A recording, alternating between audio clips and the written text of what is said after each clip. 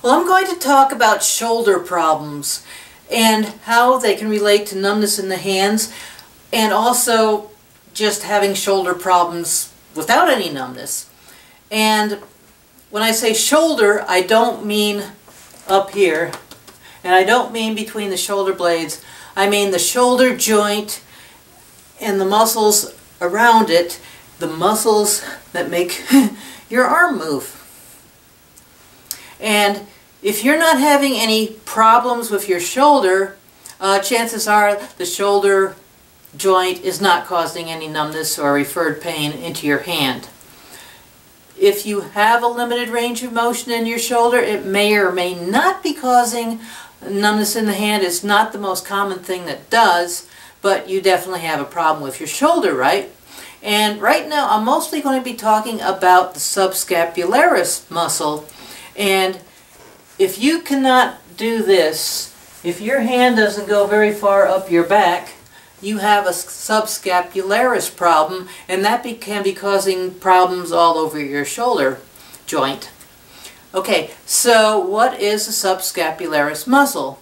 Now, if you picture your shoulder blade back here, it's kind of a triangular thing, and if you picture my hand as your shoulder blade, this is the front of your body, that's your back, and you've got this shoulder blade here. Well, on the inside of that shoulder blade, on the part that's against the ribs, there's a muscle there attached to just about the whole surface of that shoulder blade.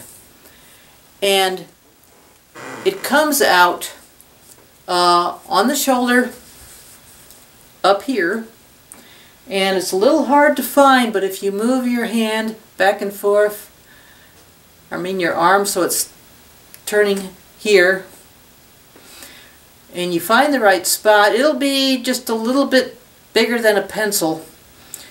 The tendon of it that you feel as it's attached to the bone.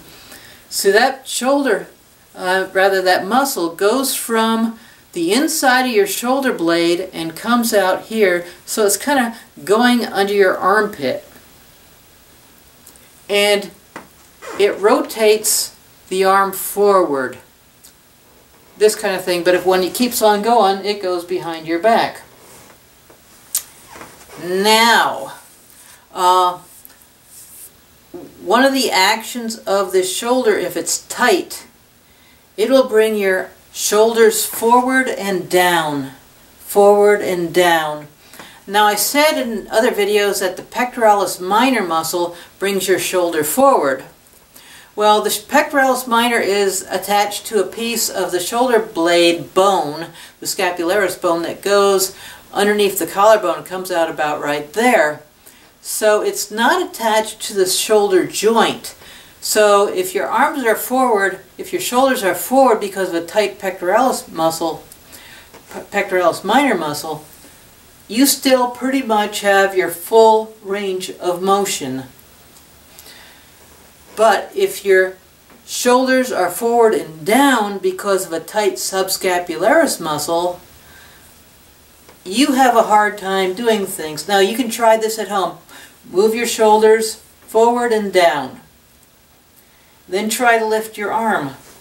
This is with my shoulders rounded forward and down. That's as far as I can lift my arm this way.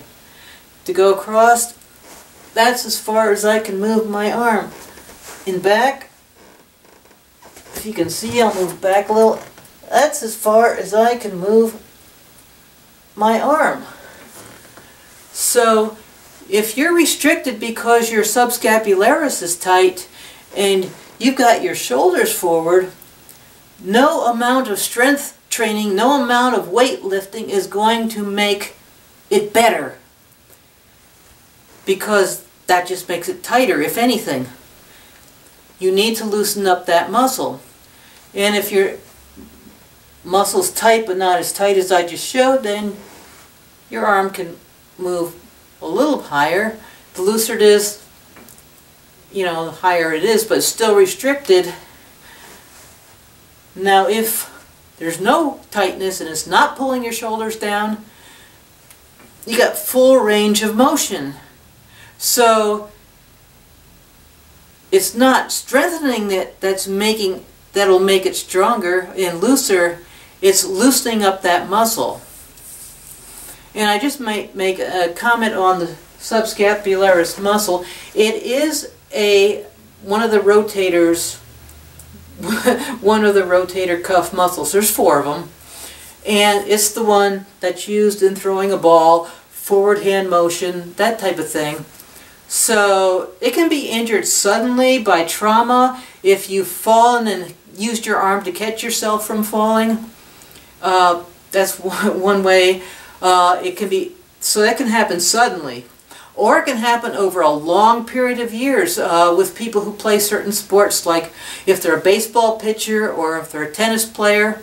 I had one client who was a pharmacist, and Jerry Seinfeld says that what a pharmacist does is take all the pills in one big bottle and put them in little bottles. Well, that's what she did too. She was unscrewing these bottles, which had child-proof tops on them, so really moving that shoulder and putting them into the little bottles, which also had child-proof caps. And she had gone to a physical therapist for like 2 months. And not that there's anything wrong with physical therapy, but the physical therapist, the individual physical therapist, was having her do exercises and stretches for the wrong darn muscle, which didn't help at all. And sometimes I can work on a person like her, 1 or 2 treatments, and she had her full range of motion back. Other people with the same problem I can work on and hardly any results. So it may take longer for some people than others. And I just want to show you one thing with this muscle. If you cannot hold your hand away from your lower back, if it just wants to flop down, if someone holds your hand out like this and they let go and you can't hold it there, it's very possible that the tendon may have been completely torn off your shoulder, which is pretty rare, but it does happen.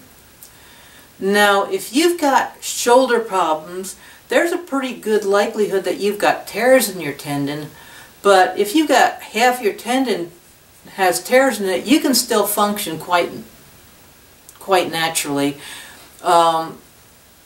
Chances are, if you had an MRI, it would show tendon tears, which does not mean that you need surgery unless it's hanging by a thread or something.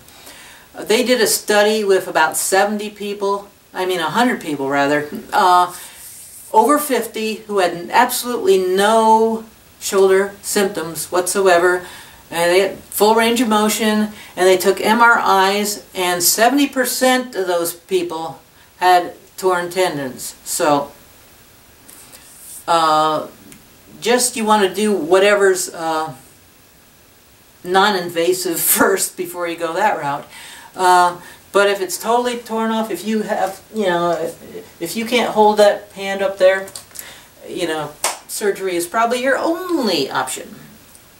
At least your only good option besides leaving it hanging around like that. But anyway, so how do you work on the subscapularis muscle? Good question.